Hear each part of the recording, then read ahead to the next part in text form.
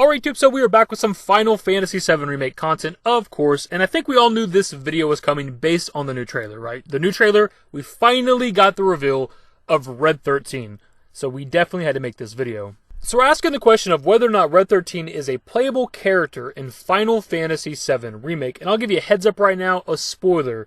Based on what's in this trailer and what we're going to look at in this video, I don't think he is. For starters, the most obvious thing is, most of what we see of Red XIII is in cutscenes. There is some gameplay with him, but it's very, very short and very, very slight, but it is the most important detail. But for starters, why the gameplay thing and the cutscene thing is so important is if you go back to any other character reveals, we always get a character revealed and then some gameplay of that character, right? As in the characters we're going to be fighting against or the characters we're going to be controlling. Not every single character that got a character reveal has gameplay, obviously. So if we hop back to the Tokyo Game Show trailer, we got the Reno reveal, gameplay. We got the Rude reveal, gameplay. Go back to the E3 2019 trailer, we got the Tifa reveal, and of course, gameplay. We can even go as far back as the State of Play trailer where we got to see Aerith for the first time, and while there isn't direct gameplay of her in this trailer, as in her being controlled, we see her in the background of a fight, and we see that she's a part of the team in the bottom right corner. So she is a playable character. However, Red XIII seems to be the exception to the rule because the gameplay we have of him is different from the stuff we've seen so far. So if you look at the background of this fight with Jenova to the right, you can actually see Red XIII running around and fighting with us, but if you take notice of something, he doesn't have a health bar in the bottom right corner. You only see Cloud, Tifa, and Aerith, which I think is confirmation that he's probably a guest character. But it is kind of weird that we don't see a health bar for him. If you look at some of the previous Final Fantasy games that have temporary / guest characters, like Cypher, for example, in 8, he has a health bar. In Final Fantasy 9, Blank had a health bar. Final Fantasy 10, Seymour has his own health bar. Final Fantasy 12, Vossler has his own stats. We're skipping 13. I don't know who this guest character is right here in 15. I've not played 15 in a very, very long time, but they have their own health bar as well.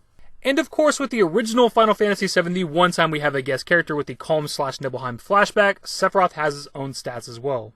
The point of all that is that generally within this series, when there's a guest character, and I've not played every Final Fantasy game, we've had guest characters since like Final Fantasy II or something, I've not played them all, they have their own health bar, they have their own stats that you can see in the middle of combat so you know whether or not to heal them or revive them. But obviously he's here fighting with us against Jenova, which means that he's got to be at least a guest character. You could maybe argue that he is a playable character, but being AI controlled, and you could switch to him, but then that would mean there are 4 playable characters in the middle of this fight, and we've had no confirmation that that's a possibility yet.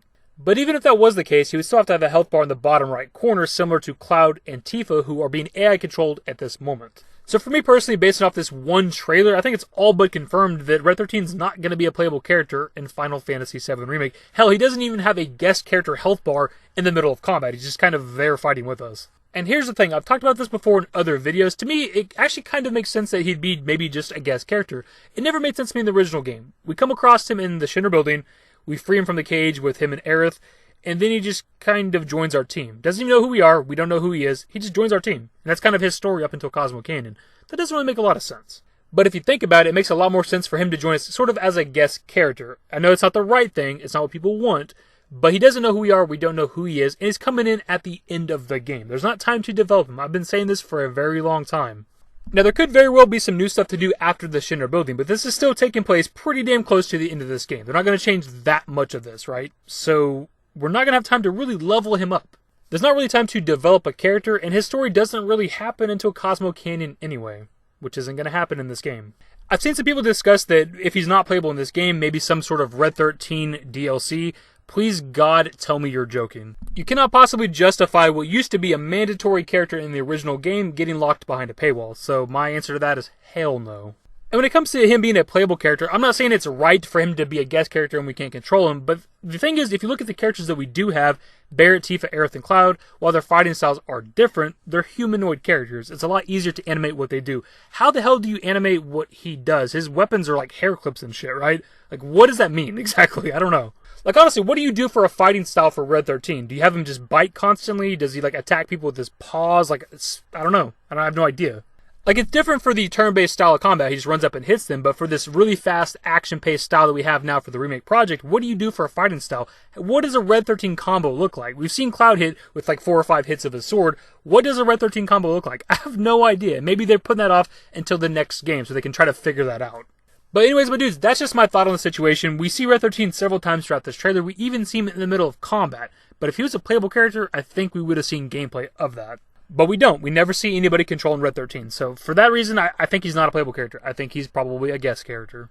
But those are my thoughts based on this one trailer. I pass off to you guys. What do you think? Do you think Red 13 is going to be a playable character or a guest character? Do you think that they're saving it for another trailer or saving it for the full release to reveal, hey, yeah, you can actually use him?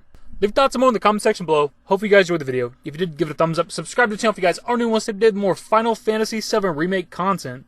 Turn on my notifications. Follow me on Twitter at @dashingdavid. I'm a Discord. Links to my social networks are in the description and in the outro. Later, guys. Give me a smile, give me forever for a while, give me forever for a while. Quit acting like a baby.